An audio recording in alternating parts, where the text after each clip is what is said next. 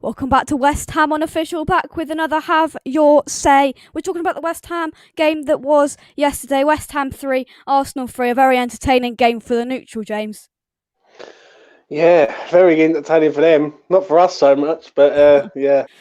Yeah. We're going to you came on and did a review with me last night, but we're going to really dive into it now. And also to do that with, we are joined by Andy. Andy, good afternoon.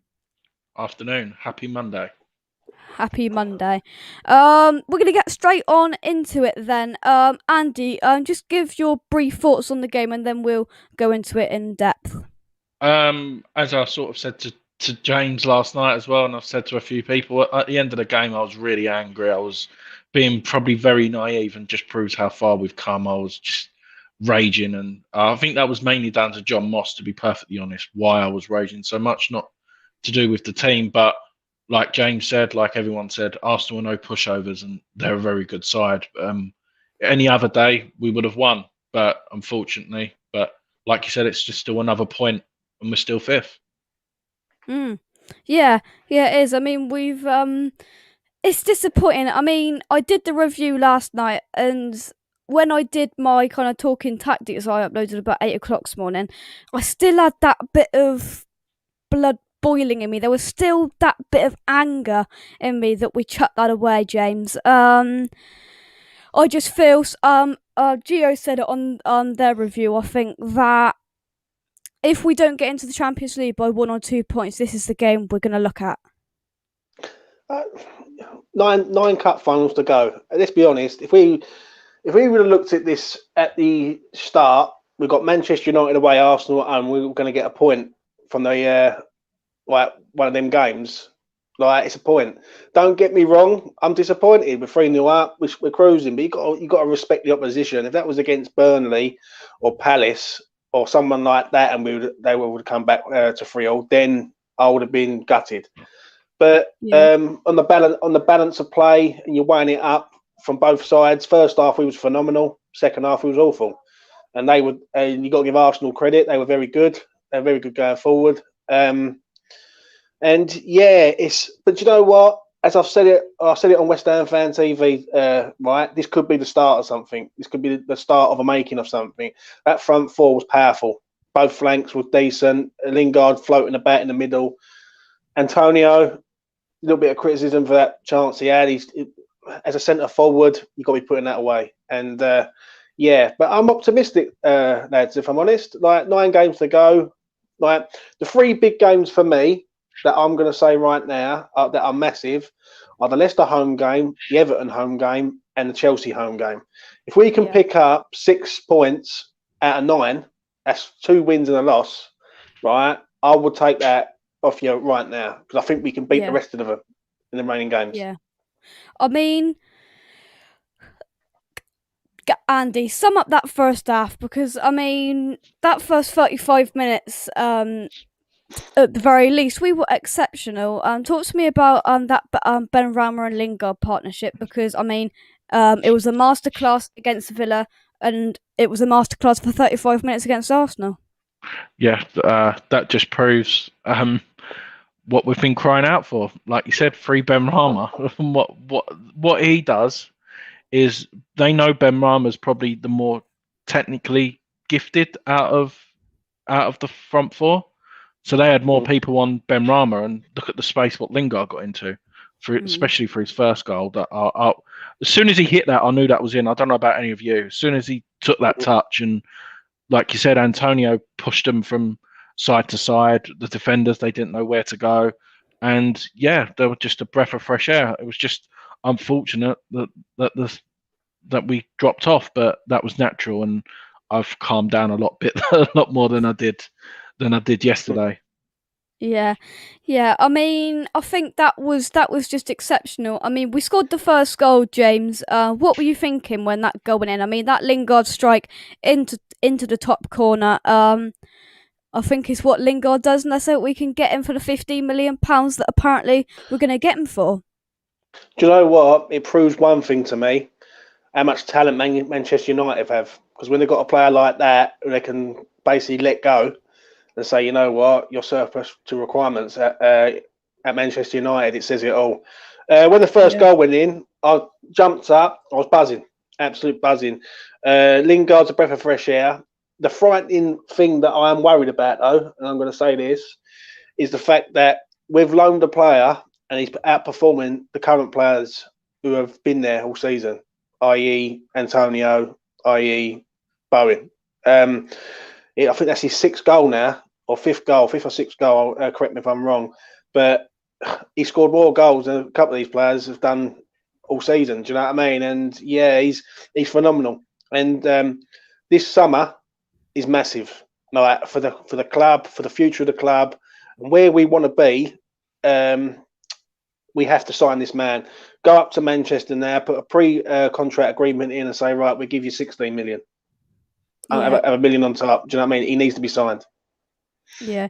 Couple of comments have come in. Gary says, Jesus, you got home from school sharp. Well, to be fair, I had double English this afternoon. She did let us out 2 minutes early, so I got home quick. I'm 2 minutes away from the school. I got home, sent James the link, put the link in the chat, and me and James were chatting for 10 minutes before we came on.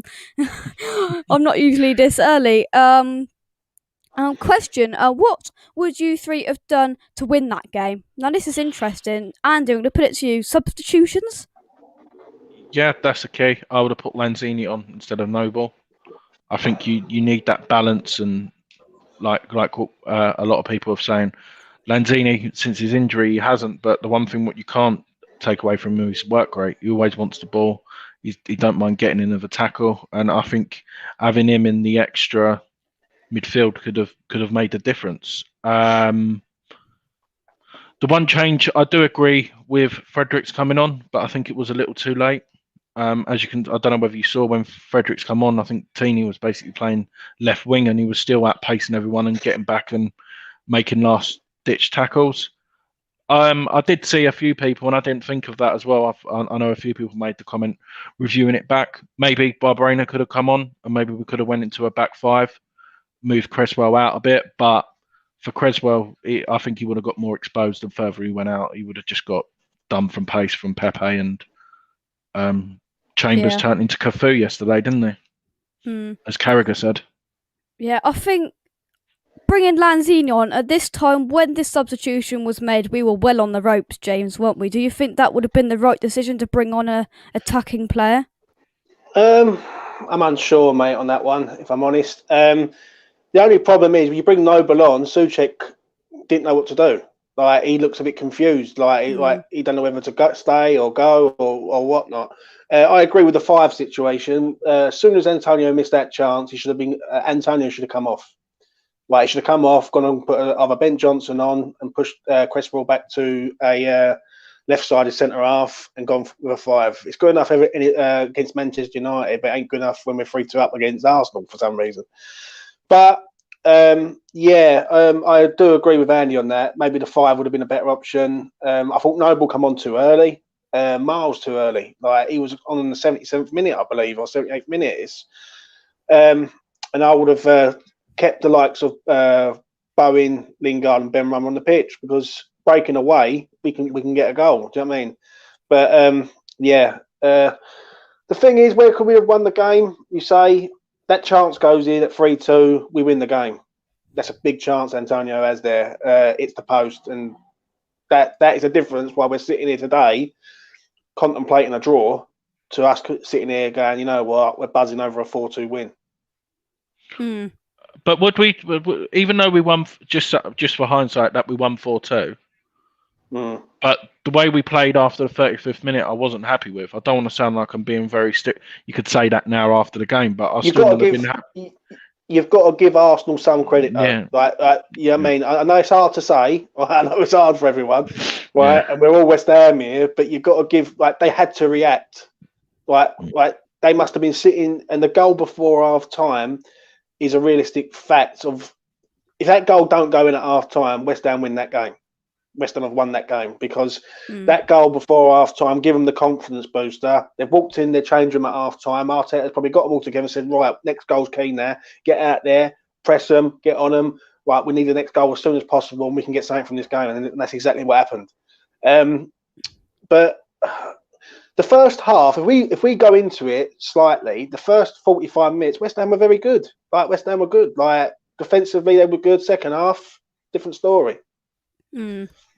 Yeah. We're gonna take a few comments, and then a couple of people have came in. So just a couple of comments. Scott says, "Afternoon, chaps. Yesterday just emphasised that we desperately need another striker." Ben says Jesse Lingard is on fire. He certainly is. Scott says, "Agreed. We should be transferring 20 million over to United as soon as possible." I completely agree. Troy says, Lingard is special. I think he really has been. I'm not singing. I only sing when Frankel's here, I'm afraid.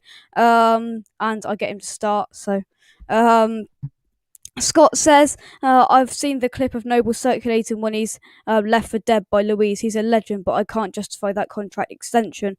A role in the coaching setup, absolutely. I think the only reason that was done is because fans aren't there, so we can have a send off. But I mean, I feel like Moyes has got. Do you agree with me if I say I feel like Moyes has got some sort of plan that Noble has to come on at some point in most games? I'll just, if you want me to answer that, I don't think he's got the personnel. It's as simple as that. You get rid of Snodgrass, you don't replace it with another midfielder. And do you know what? I've never been Fornals' biggest fan, right? But my opinion changed after that game yesterday.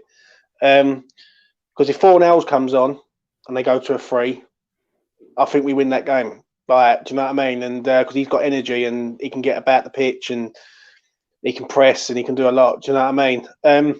That's why I'll go back to it, gents, and I'll say it again and again and again. And this summer is massive for us as a club, because when you look at that bench, it is so light, it is unbelievable. Like, and we've got too many under 23s on there with no experience, and that's an issue. Yeah. Gary says, if I can just pop it up, Gary says, wasn't a draw against Arsenal a good result at the end of the day? I think with that attack they had and what they showed in the second half, I think it was. But it's just disappointing. We're all disappointed that we're sitting here and we were 3-0 up and we were loving life. But a couple of guests are waiting. Tom's on his way home. Hello, Tom. You right? Hello. Can you hear me all right, lads? Because I think my reception's really bad. Okay, that's fine. Yeah. Oh, still feel a bit sick, but yeah. We've got West Ham online. Hello, mate. Hello, how are you? Yeah. No, West Ham online. You've got to show your face now. You've been on AFTV now, mate. I mean, like you've gone to 1 million viewers, and now you can't come on Jake's Centre with 1.25. Let's go. I'll tell you what it is. Whenever I get home and I come on one of these, I just completely get in the shower, have my hair as messy as possible, and I just sit back and just relax and do this.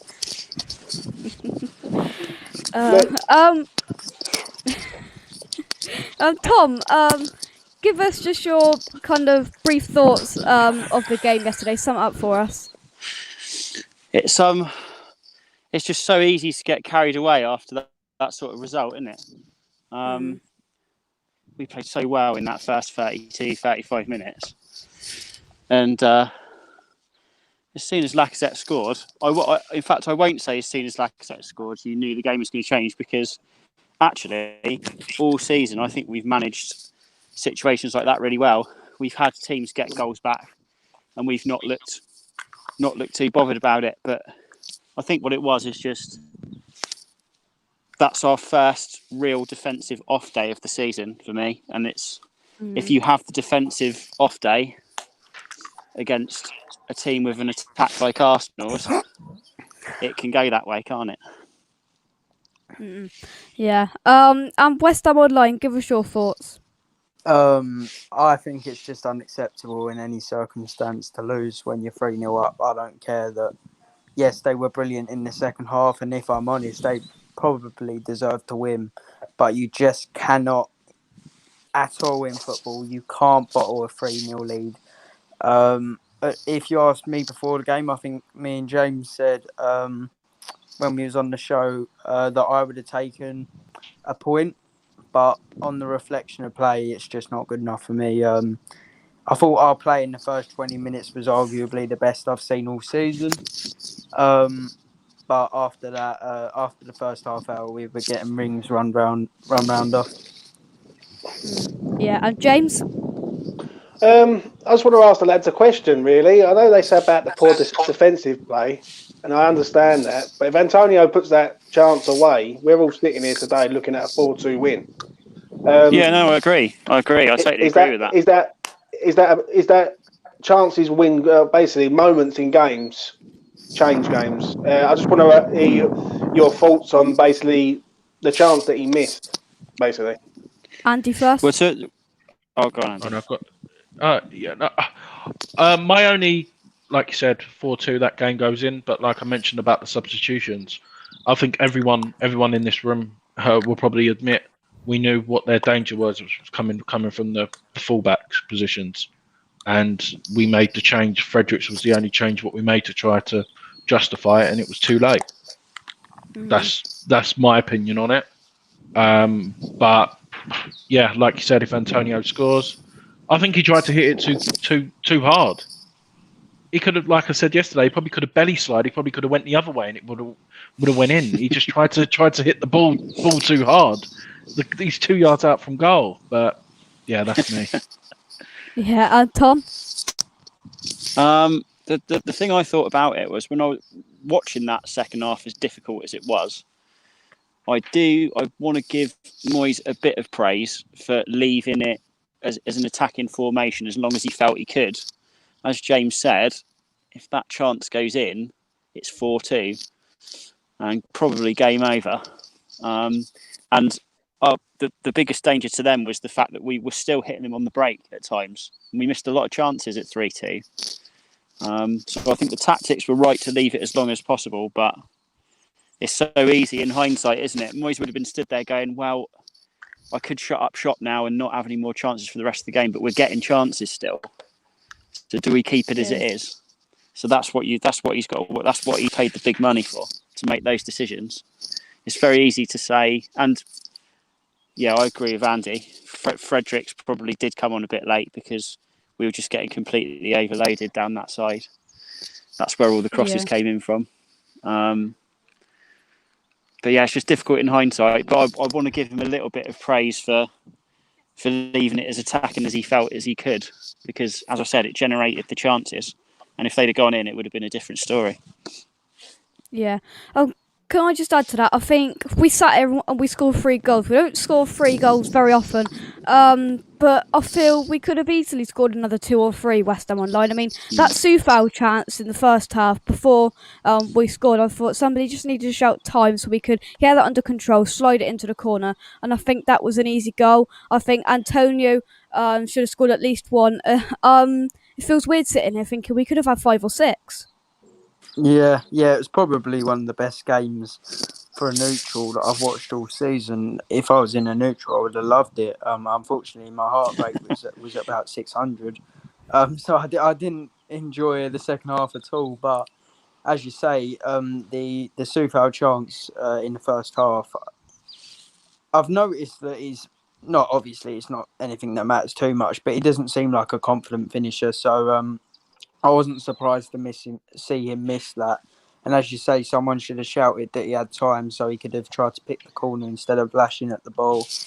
And the Antonio chance for me, I don't know how he missed. He's cursed, isn't he? He hits the woodwork every 5 minutes. And the thing is, I put out on Twitter that I can't keep defending him like this. And what I mean by that is, I thought his general play in the first half was fantastic, but he can't keep missing these big chances because it almost came back to bite us at Crystal Palace when he missed about 16 sitters. And it almost came back to bite us last night. Well, it did. What I'm on about, it did come back to bite us last night. To add to that, what you just said there, I agree partly. Yeah, and I do. But then in the summer, we need a striker at this club who's going to bury them chances because Antonio's getting chance after chance. And you know what I don't like? I don't know whether any of you agree, but Ben Rama's getting a lot of stick, unnecessary stick. He's putting balls on the plate for people, and they're not putting them away. Now, like what more can Ben Rama do? Like he's fed a ball across there. If that's any striker, any top striker, they bury that chance. They slide in, they get at the goal, 4-2, we win the game, 3 points. Do you know what I mean? So I just want to really what your thoughts are on that. Well, I agree with that. I mean, Ben Rama's, as you say, has been getting a lot of stick, but the fact is he's got 4 or 5 assists fewer than he should have. And that's just through his general play. And you know what football fans are like these days. It's immediately look at the stats, isn't it, and not necessarily look at what's just happened in front of you. Yeah. But yeah, you're right. Yeah. Let's take some comments. Let's see what you guys are saying. Gatesy says Ben Rama was brought off because he wasn't offering Creswell enough protection. Fredericks was brought on for him. About 5 minutes later, Creswell was beaten by Pepe, and Lacazette gets the equaliser. And Gatesy asks, so that sub didn't work, did it? I mean, I think it's difficult. It's the benefit of hindsight, really, isn't it, James? It is. But then I'm going to put it to the lads right now. Do we need a proper good left back now at this club? Because Cresswell, especially for the second goal, did not look where Callum Chambers was following the ball, but wasn't following the man. He doesn't even look round and see who's behind him. Chambers slips in, smashes it across the goal. Dawson ends up getting an OG. I'm not going to be negative on this one. We've got to respect Arsenal for what they are. They're a good team. Historically, they've always been in the top 4, top 6. They're no mugs. Like you got Pepe, 72 million, Lacazette, 50 plus million, Aubameyang, 50 plus million. Like these players, and we're dealing with players like 25 million and 15 million plus. Do you know what I mean? Like Mikel Antonio's a £7 million striker. So we've got to get into the real sort of dynamics of this. And the problem is with it. Hang on a minute, sound's not working. But yesterday was a result where basically, I wouldn't say we give it away, but it was just a great game to watch. Isn't it? Like if you was a neutral watching that game, you'd be over the moon, wouldn't you? Let's be honest. Yeah. Scott says Moyes had a stinker. I'm sure if he allows to play or carry on, either Lingard or Ben Rama finish it to make it 4-1. Yeah. Well, I mean, the more I'm going to ask the lads on the question on the subs, right? I think he said we are. He said Moss. I'm going to say to Moyes, right? So, right, we're 3-2 up. He starts bringing off people like I think we can all agree that Bowen for Fredericks was the right goal. Would we not agree on that? to be fair, I personally think Ben Rama should have come off first. Yeah. For who? To be fair, I mean the hindsight of it is, I didn't think Fredericks had a fantastic, whatever it was, 10-20 minutes he was on. I thought he gave the ball away quite a lot, and I didn't. I would have preferred to see Johnson come on because he's got more of the. He's still got pace, but he can defend as well, and I don't really see Fredericks as a defender. I agree. I couldn't agree with you more. I thought Frederick.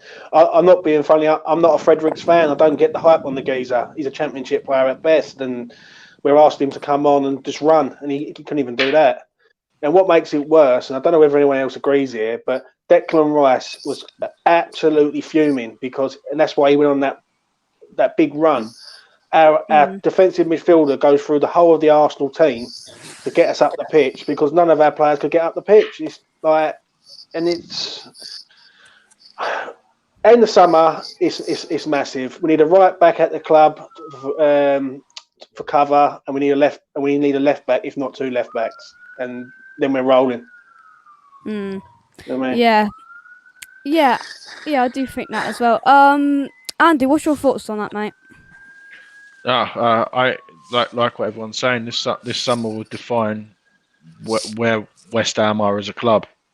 This season has been, like you said, no one would have predicted where we are, where we would be at this season, and we've got to grab every chance we've got.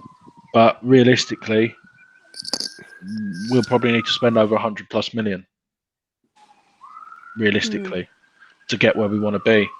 The 60 million which is apparently available, I could see that being considering us finishing in the top 10. But if we finish in the top 6, that's probably 20-30 million plus more. if we Yeah. because of the Premier League money. But this 60 million, was that including Haller's money? Unsure, I think mate. I think I'm it is. unsure on that one. Gatesy, can you hear us? Give us a thumbs up. You can, right? Hello, Gatesy, you alright? Yeah, not bad, mate. How are you?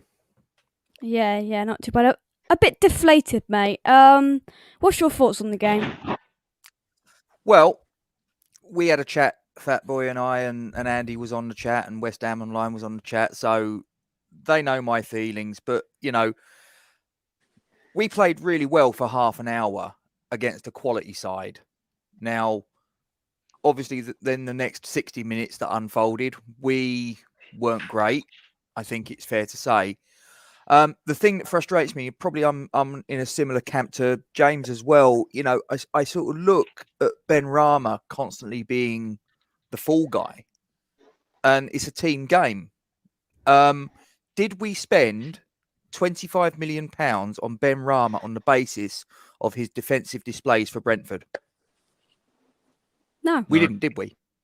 No. I think He's we constantly bought him. being pulled off because his defensive skills are not up to scratch, which is, fair enough. But we didn't spend that money for his defensive capabilities. We spent it for his offensive capabilities. Mm. And there's the I problem agree for with me. you. I mean, we've spent 25 million quid on a guy for what he brings to the table in terms of his offensive capabilities. All right, he's got some deficiencies in his defensive game, and David Moyes, I'm sure, will be working on it. But he just seems to be the fall guy every single time. Remind me, Scapegoat. and we discussed it, didn't we? He's bashed over the head because it's like, oh, he's only got 4 assists and no goals. Well, if Antonio had his shooting boots on, he'd probably have 10 assists, and then we wouldn't be complaining, would we? He puts the ball on a plate for the striker. If the striker puts it past the post or straight at the goalkeeper or hits the post or this, that, and the other, well, there's not much more that the guy that supplied the ball can do, is there? Yeah, I agree with you totally. One of my friends, I'm good mates with a Brentford fan, and he said to me, he said, James, he said, you've got a talent there, mate. He said, he was class for us. He's been class for us. He said, if you use him right, he will make you goals left, right, and centre. He said, he's a top class player. And how you've got him for that money is stealing, really. And basically, I agree with you, Gatesy. And I'm very passionate on this. This lad needs to play 90 minutes over a period of time. And it does help when your striker puts away chances from 3 or 4 yards out. You've got to be putting your chances away when they're being put on a plate. I'm going to give you some statistics now, right? Every time Ben Rama assists Antonio, right, he's either put it wide, put it over the bar, or he's hit the post. And he's hit the post 4 to 5 times now, from what I've gathered. Yep. Right. I think it's 5. And 5, right? And 3 of them was at Crystal Palace. Right. There you go. He hit the post 3 times. This lad needs to play. He's a top class talent. And you know what? As I say, and I hand it back over to Jake, right? This could be the start of something, because that front 4 was frighteningly good. Obviously, the defensive side of it, we've got to look into the left. Like Cresswell, for how much we love Cresswell, he got ripped to shreds. Like, pace kills Cresswell. We all know it. And basically, even Souček didn't really have a good game. I don't know whether anyone else agrees with that, but he didn't really have a good game. He got the goal, but he was getting overrun, and Declan Rice was trying to cover everywhere near enough. Do you know what I mean? But yeah, that's my thoughts on that. I think in fairness to Souček, I watched the highlights back not long ago, actually, James, and the first half hour, Souček actually was doing all right. But like I say, the whole team, basically from minute 35 onwards, we were just pushed back constantly. So in a way, I probably don't blame Souček himself for his performance, because we were just getting overwhelmed. Do you look at that here and say that Arsenal had to react? They were getting embarrassed. Like, this is a team that, when they get embarrassed, let's be honest, they're one of the biggest. Exactly. Right? Do you know what I mean? they're getting embarrassed in front of the world basically, and you've got to look at it and think they're one of the biggest fan channels going. The media's going to be onto them. They had to do something. Like they had to react Listen, because they've got the offensive capability to when Arsenal click, they've got the offensive capability to do that to any team in the Premier League. Any team. The problem is that defensively they're not that good, which is why they're where they are. But from minute 35 onwards, they clicked. I mean, their front line. I mean, Ødegaard, Saka, Pepe when he came on, Lacazette. I mean, they were all just running rings around us. Yeah. So Yeah. you know, What we're going to do now? You got to give credit to Arsenal. Yeah. Yeah, we have, and we're gonna do quick fire ratings now. We've done this before, but I'm just gonna ask for a number, and we're gonna go around the whole room. So we're gonna start with West Ham Online. Fabianski first, mate. 5. Gatesy. Yeah, I'd probably go with that. Yeah. Yeah. Andy. 5 for me. And James. 6 for me, mate. Right back, Vladimir Sufal. West Ham Online first. 5. Gatesy. I'd probably give him a 6. Andy. Yeah, I'll give him a 6 as well. James. 6 for me, mate. The own goal, 2 own goals in 2 games. Mr. Craig Dawson, West Ham Online. I expect some backlash on this one, but 3. That's gone up Gatesy. from yesterday. Yeah, I know. Yeah, I thought I was Show maybe your a bit face. too- Show your face, mate. I don't believe it. This is West Ham Online. 5. Andy.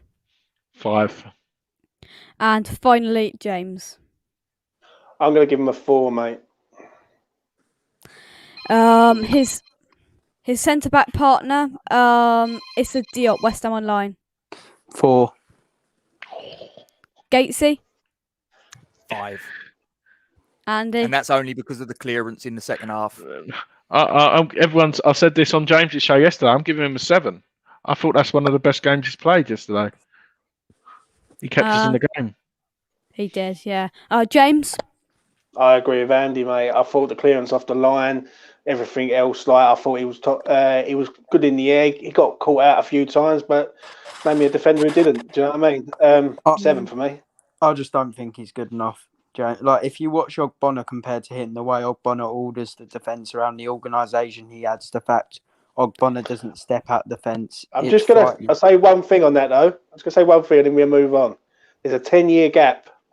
That's what I'm going to say. 10 years. But it's ratings 10 years. on the game, not ratings on how old you are. Experience. You know what I mean? Paolo Maldini at 35 is not going to be as good as Rio Ferdinand at 23 or 25. Do you know what I mean? So let's look at it like that. Next. Cresswell. Yeah, Cresswell, West Ham Online. Just because of that first 30 minutes, I'll give him a 6. Gatesy. 5. Andy. 5. And James. 5 for me, mate. Moving to the midfield, Thomas Tuchel, he got a goal. 6. Gatesy. 6. Andy. 6. And James. 5 for me. I feel like we're doing Wait, strictly. we need to get some cards made up, don't we? Yeah. No, they're not cards. Use your hands. Yeah. West Ham Online can't, James. Yeah. I know. The captain, Declan Rice, West Ham Online. We're not doing half marks, are we? No. 8. Ooh, 8. Gatesy. Yeah, 100%. 8. See, I've got a card. Look, I've got a card there. Andy. Well done. 9 for me. Ooh, 9. Oh, You've mucked that up now. I've got to make another one that says 9. I've done it yesterday. Oh dear, right. And James? I agree with Andy, mate. I watched it back last night. I thought he was phenomenal. He's everywhere. That run from the box to box said it all to me. It shows you what he means. He was, top drawer, 9. Yeah. I'll move on to the front 4 then. Jared Bowen, he got a goal. West Ham Online. 7. Oh, I haven't done a 7. The one I did miss out was 7. 7. Gatesy. Gatesy. Yeah, I agree. 7. Andy. 7. James. Full ass, 7.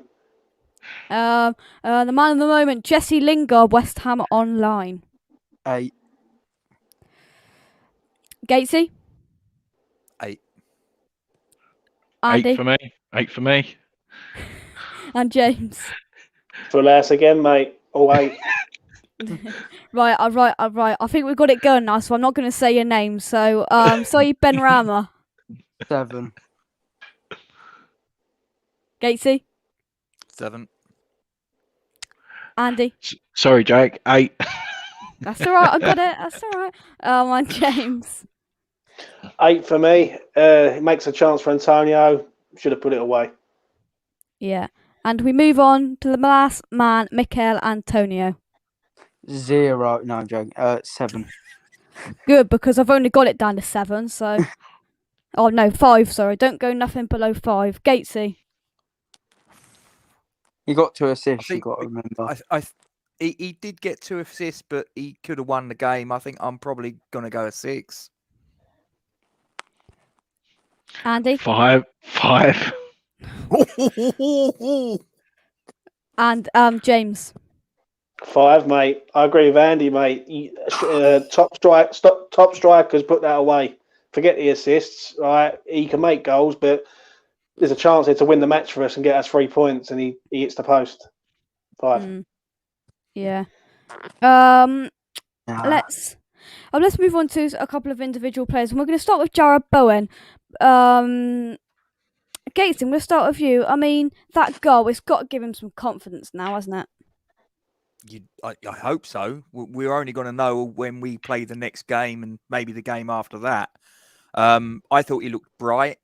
The goal, you can criticise the goalkeeper for, but at the end of the day, it was a quick free kick from Lingard, wasn't it? I believe. Yeah. Quick free kick. He's latched onto it, and he's like, yeah, crack on, bang.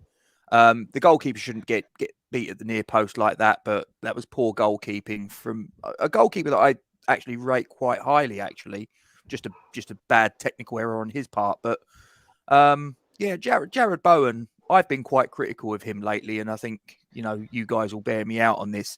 His decision making in the final third. He's shooting when he should pass.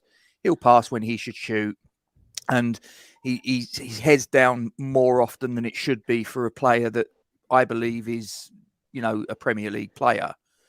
But he had a good game yesterday, so I'm hoping that this will give him the little boost. That little pick me up. The confidence will be up, and hopefully we'll see a different Jared Bowen in the next game and beyond. This could get a bit interesting. Now we're going to rate the ref.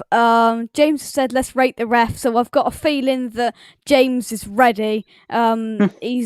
He's ready to outburst. West Ham Online. I'd like let's do a bit of a description of why, because I think I'm gonna have to write some new numbers here because I've only got the 5. So let me write some more numbers. You don't have any numbers, do you? Minus 1,000. Right, we're not doing minuses. We're not doing 0. It's right. We West got to give him Ham a point Online. for turning up. So we can't do 0, did you say? No 0. 1. He gets a point for his whistle. 1, terrible. I'll go through every decision he got wrong as well. The one where Aubameyang was fouled, which wasn't that, but in my opinion wasn't even a foul. 1 minute later, he literally didn't give the foul on Bowen, which was far worse, far more contact, and they go and score from it. He gave them basically every decision in the game. Moyes, who doesn't even get angry at the refs that often, looked like he was going to karate kick him at some point. Honestly, I'm surprised the man lasted 90 minutes. The most corrupt referee I've ever seen. John Mosher, a disgrace. Andy, I'm going to come to you. I saw your tweet last night. So Oops. we try and keep it a I bit didn't. What I did? P- For the young audience, it's probably not recommended. yeah.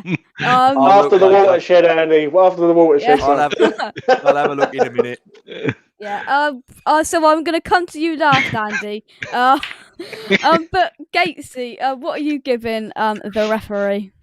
I think when I was on Hammers Polls with James last night, I think I'm right, James. I gave him a 3, didn't I? That's correct, mate.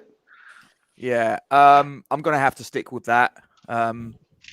He gets a point for turning up. He gets a point for allowing us the quick free kick when we got the second goal. No, I'll give him 2. On reflection, I'll give him 2. Yeah, I gave Dawson a 3, so he has to be. I would have given him -100 if I could, ref. Right. Andy's got a Red Bull out for this. Andy, I'm going to come to you now. Come on. 1, and that was for the quick free kick. Everything else was one of the worst refereeing. I think he's learning from Mike Dean, isn't he? If honestly, words can't describe how I feel about that man. It's him, Mike Dean, and Lee Mason. They just need to F off and bring some young Championship or Football League referees in who know the game. Look how much improved the game, how fast the game's done since they started refereeing. Mike Dean. He can still think he can walk around. Did you actually see the video of John Moss running? I've got to find a tweet and tag you in. It's with Hey Fatty Boom Boom with him running, trying to keep up with play yesterday. Someone's actually done a video. He must know me. And James, finally, I mean, the one that I'm sure boiled everybody's blood was when Lingard was through on Garland. He pulled it back for a free kick where 9 times out of 10 Lingard would have stuck that in the corner and it would have been 4-2. But what's your player rating or referee rating? I'm going to give him. I'll give him a 3. And the only reason why I'm going to give him a 3 is because he allowed the quick free kick to happen and not put it back. That's the only reason why a lot of referees would have said, no, I'm not ready yet, and sort of stopped it and brought it back. And yeah, that's the only reason why. Do I blame him for the result? No, because we had 90 minutes and he made a few decisions in that 90 minutes what were poor. But the Lingard one, where Lingard goes through 2-on-2, Lingard Benrahma versus David Luiz and Mari. I'm sorry, but I'd fancy us all day long in that 2-on-2 situation. So yeah, it's a 3 for me. I thought he was dreadful, mate, but I'm giving him a 3 because he turned up, he ran about, he put his kit on the right way round, and he gave us a quick free kick.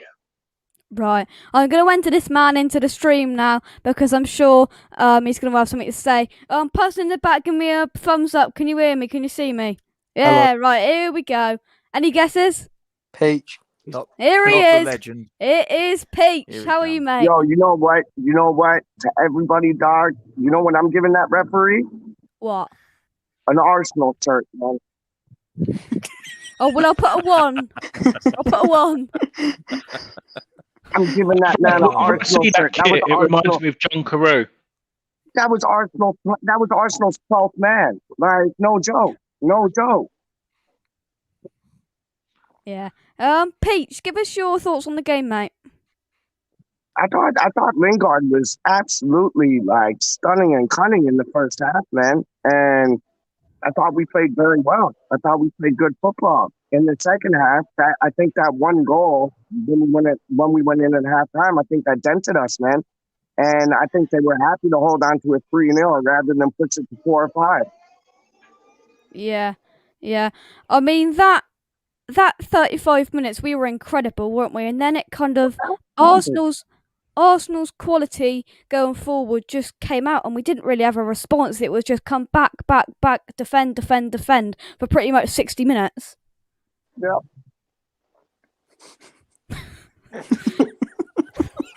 Peach, I think he's frozen. No. No, he's are you there. alive? You there? Yeah, I'm here, man. I'm here. It's like the day after the night before, isn't it? Like I'm still hurt, man. I'm still hurt because when we went in like 3-1, I didn't think that one goal was gonna dent us as bad as it did, man. Yeah. Goals change games. Yeah.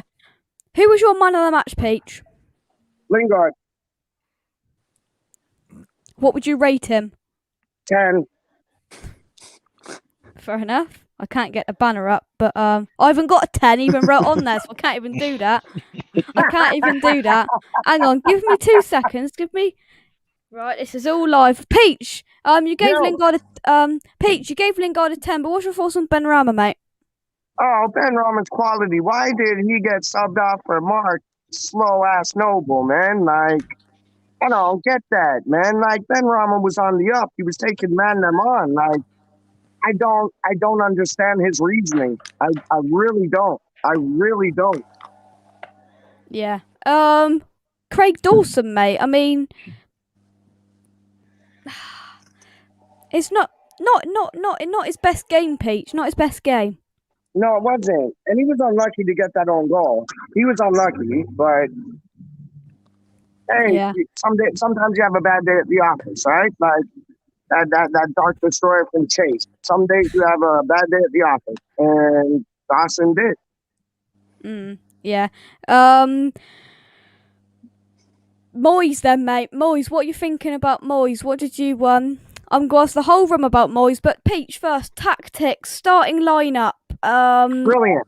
We went for it. I thought it was brilliant. Yeah. What did you think of his substitutions though after he put out that starting lineup? Garbage. Right. Let's go around the whole room with this then. Andy, I'm going to start with you. Moyes, tactics, substitution, starting lineup. Give us your rating and your thoughts. 5 for me. 4 for the starting 11, and 1 for his rant at John Moss. Yes!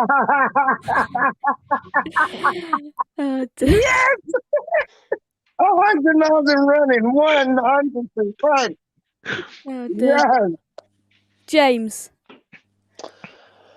I'm going to rate him a 7, mate.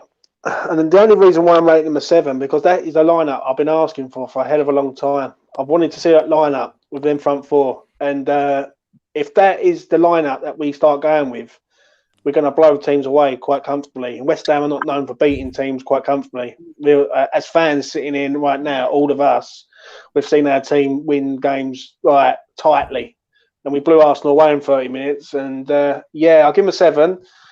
The reason why it's not better than that is because that's a borderline 7. Is because of the subs weren't great, if that makes sense. And I don't think he knew what to do with Arsenal at the time when they was just on this onslaught on our goal, basically. So it's a 7 for me for the lineup and for the positive approach.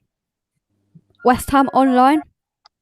Well, absolutely no. I don't think the subs were his fault personally. He didn't have a lot to choose from. Great song. Ice cream. I'll have a 99. That's under my ice cream truck. Who He is didn't have a it? lot to choose from. And I thought Listen, the lineup was good. I'm a regular. I know him by name. What are you rating in West Ham online, mate? And he paid Leno to play like Cal the Dragon. So for me, he's a 7. 7. And Gatesy. 6. I think the starting lineup I got no problem with. I mean, once Fornals was out, then that probably would have been what I'd have gone with and the setup and all the rest of it. But just, the second half substitutions for me, I just can't work either one of them out. I certainly can't work out the Noble substitution. The Fredericks one, as I said in the chat before I come on, I can kind of understand it, but it clearly didn't work. He was bringing obviously Ben Rama off to try and bring a player on to give Cresswell a bit more protection. 5 minutes later, where did their equalising goal come from? Oh, that's right, it came down Cresswell's side again. So it didn't Exactly. work. Yeah. So he loses a point for me with that. So 6. Yeah. Just before we rate, What about that Rice run though? What about that Rice run? that was nuts. incredible.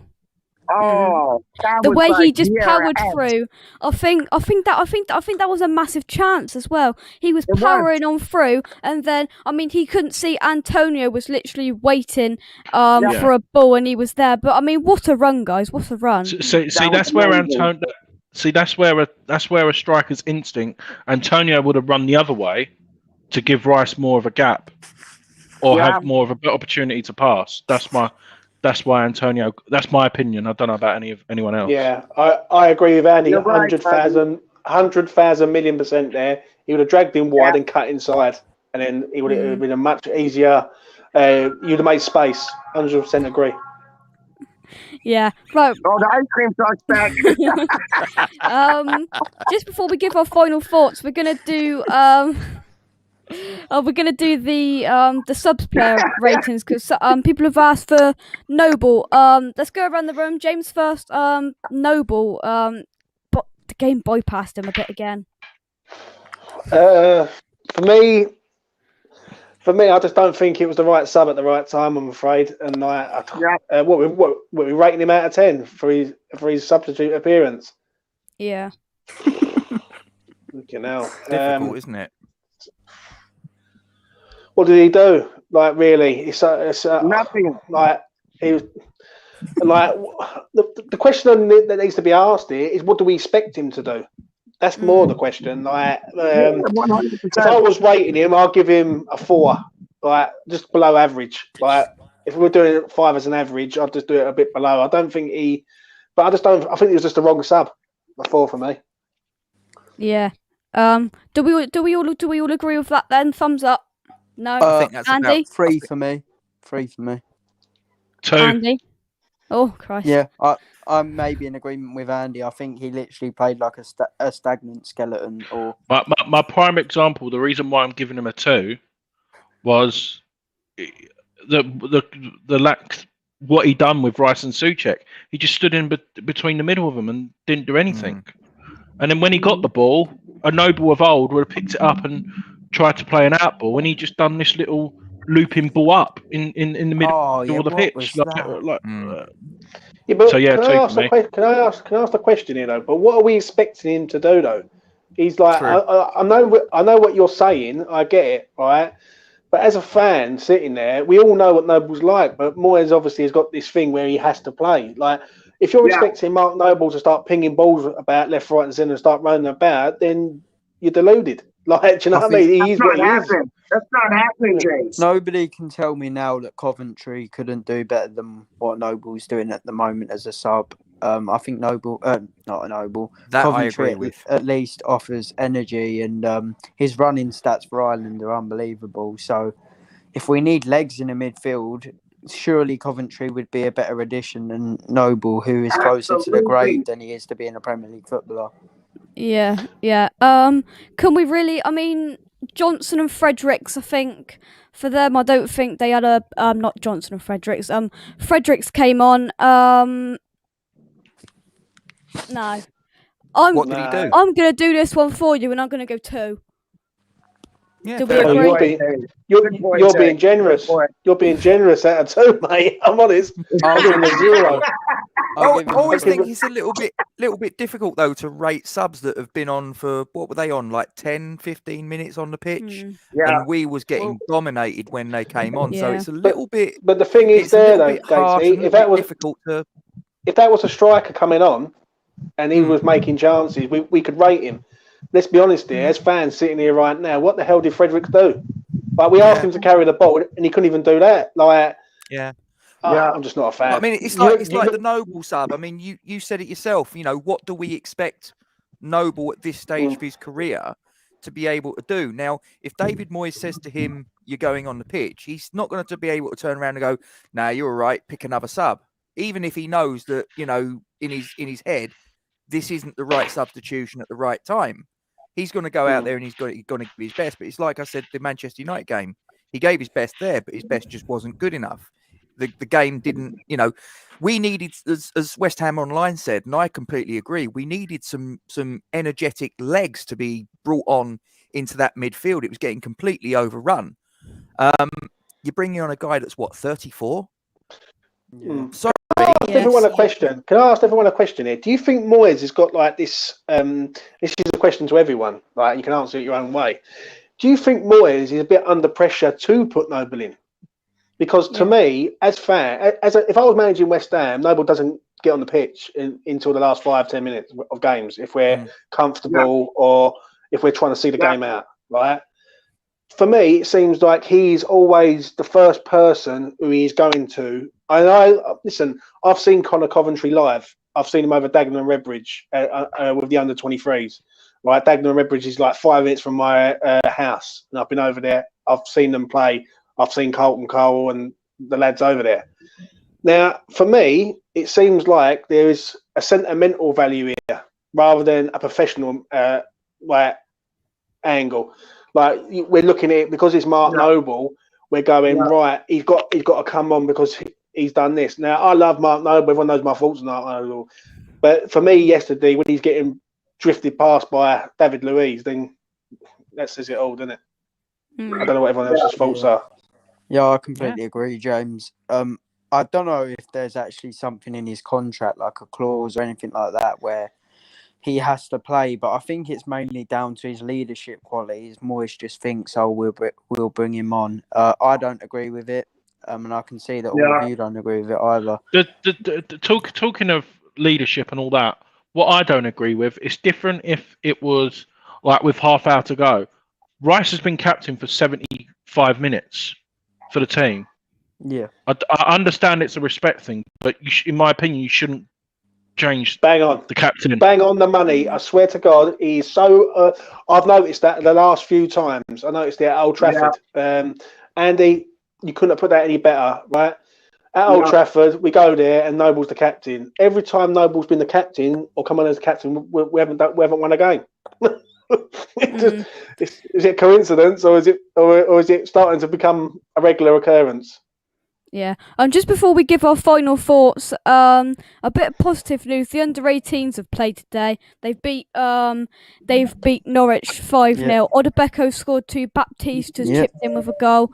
Positive for us, that is. You know, these kind of two that are trying to burst through.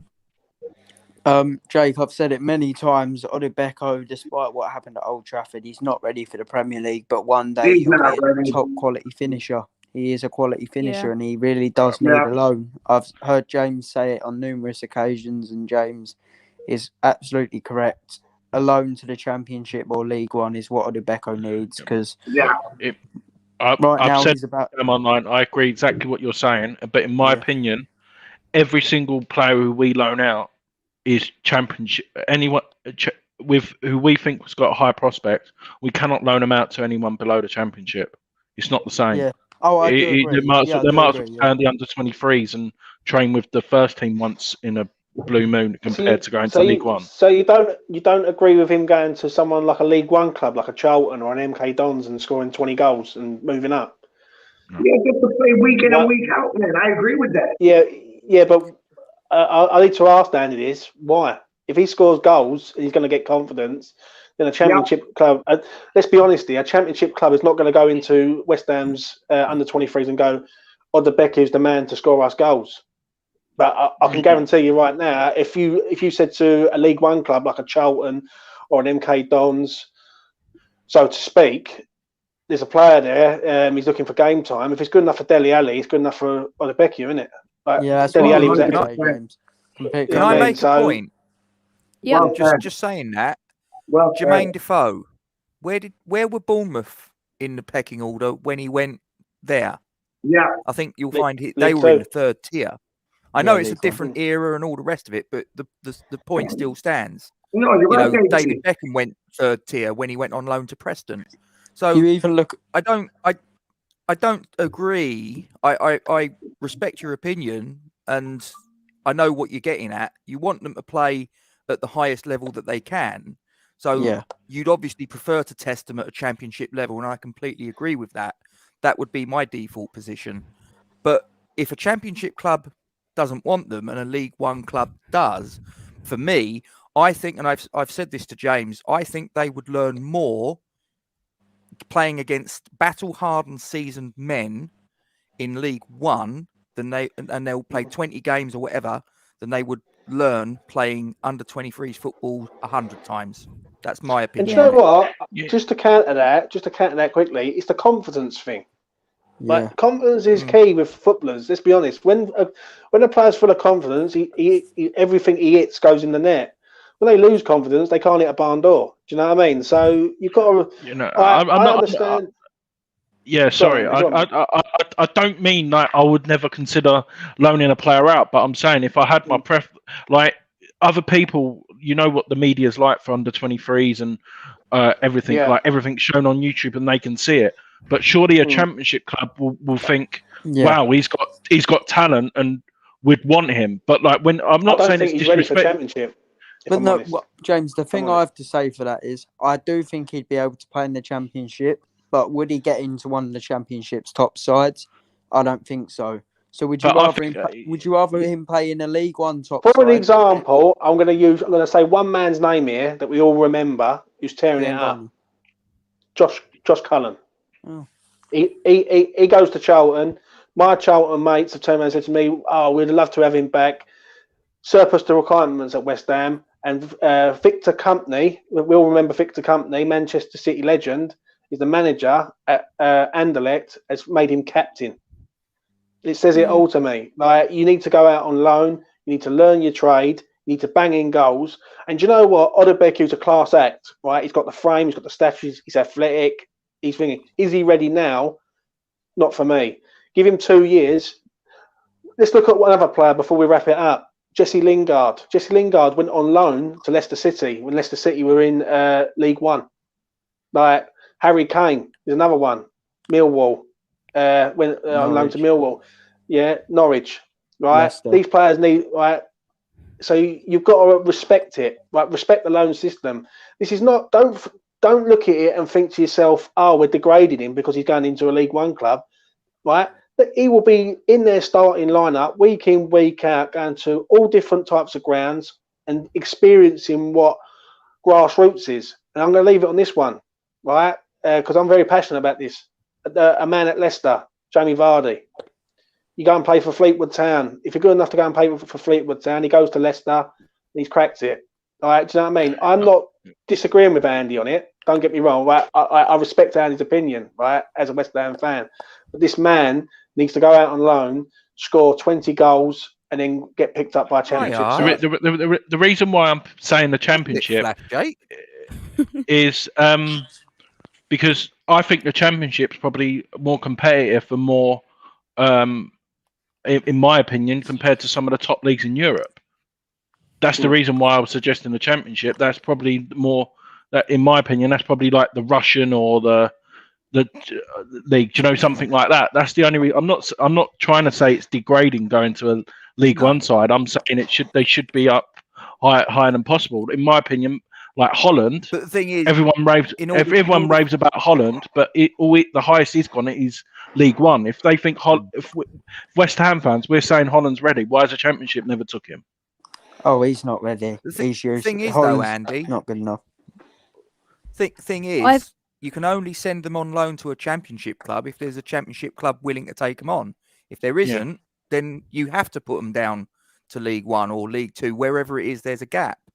So, as I say, I agree. The default position should be to loan them as high up the ladder as you can below the Premier League. But if you can't loan them to a championship club and a League One club's coming in, then for me, that's much better than playing under 23s. You're going to learn more about them and they're going to learn more about themselves. Guys, I've got to go, so we're going to wrap it up. But just before I just before I do this comment, Kent says Lampard, Ferdinand, Defoe, Carrick, Johnson all went on loan. Good enough for them. Anyone can go out on loan. Completely. We're going to wrap Completely this up agree. because I've got to go and put a tea on. But thank you very much for watching. Subscribe. Check out Canning Town. Len using the link in the description. You found that quite funky, so I'll put that up again just for you, Gatesy. Subscribe. Me and James will be back very, very soon with lots of very good guests, and we'll see you very, very soon. Cheers, guys.